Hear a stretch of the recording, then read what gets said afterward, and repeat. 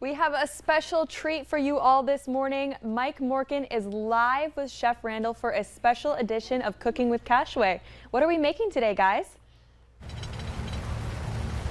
Well, let me just give you a little weather update. With about 2 minutes to go before we came on the air, it suddenly started to rain. I would say it's a steady rain right now. Here in North Fargo, we are at Cashway, and we are enjoying our a first. We're outdoors and we are live. Lisa Green, you've changed. I am not Lisa Green. Oh, okay. There's only one Lisa Green. I thought we were getting a weather report. Well, we needed to get a little update for the folks that are watching us. How about we talk about fajitas? Yes. All right. So we're going to do some fajitas out on the patio. Now, we're not going to let rain bring us down. No. No, we're not. No. So we're going to make some fajitas. We're going to do kind of a special rub, though. We're going to do a coffee rub. It's got coffee in it. And what that's going to do is it's going to give us our steak here a real nuance. And sometimes when you get fajitas, it's got that kind of a charry crust on it. That's going to help us develop that crust right on the grill. Okay. So I'm going to have you mix all these ingredients. We have coffee, salt, we have a little bit of clove, a little bit of cinnamon, paprika, brown sugar, black pepper, garlic powder, and cayenne. Which you found out firsthand. Right.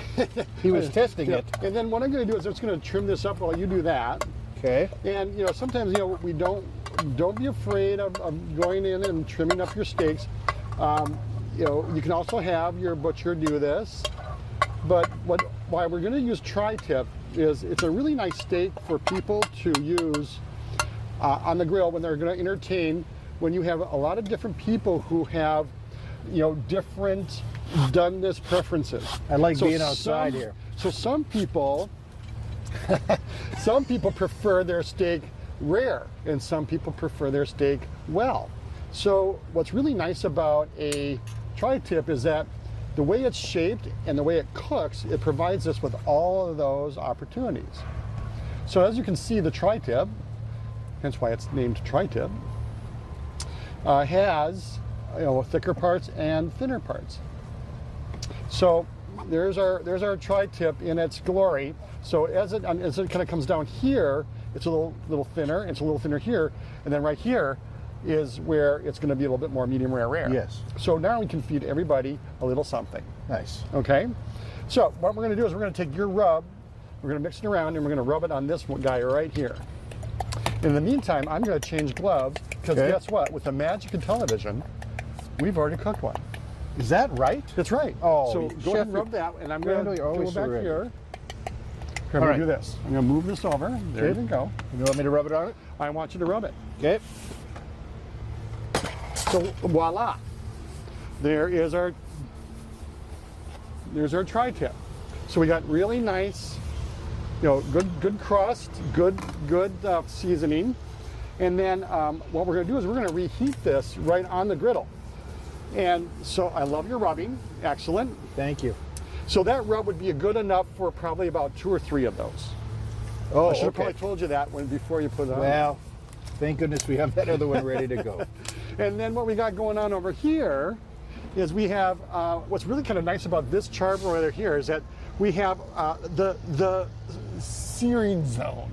Oh, okay. Yes. So we're going to use the searing zone, and we're going to put a plate on there that has for our veggies, for our onions and peppers, and then we have our actual fajita pan. And I noticed the temp was set at 350. I have, yes. It was set at I'm about 350. medium on the... Medium is the way you described it.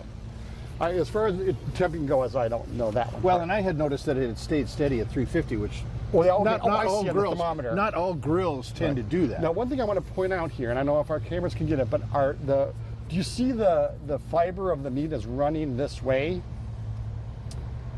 You see that? Yes. Okay. So what we want to do is we always want to cut against the grain. We call that the grain.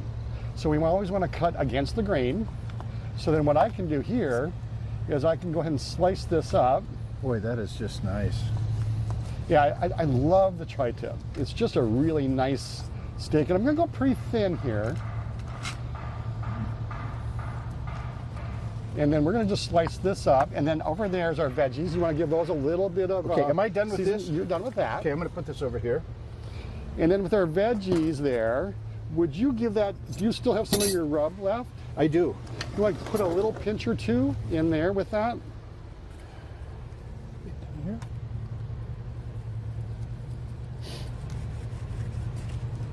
Okay, pinch or Okay, two. Yeah, good. And then use the tongs and kind of toss that around a little bit. Okay. And then when we're on the break, we're gonna cook that up, and we're gonna heat these guys up on that sizzle plate, and then we're gonna put it all together. Our other components of this, we have our salsa that we made yesterday, our avocado lime ranch, and some other goodies. So should we go ahead and cook this, then we come back? Sure. Good deal. We are live, by the way. We're up at Cashway in North Fargo, North Dakota today. We're going to take a break. We're going to put a few things on the grill, fire them up, and then try them when we come back. You'll want to see that and taste it. Taste the vision.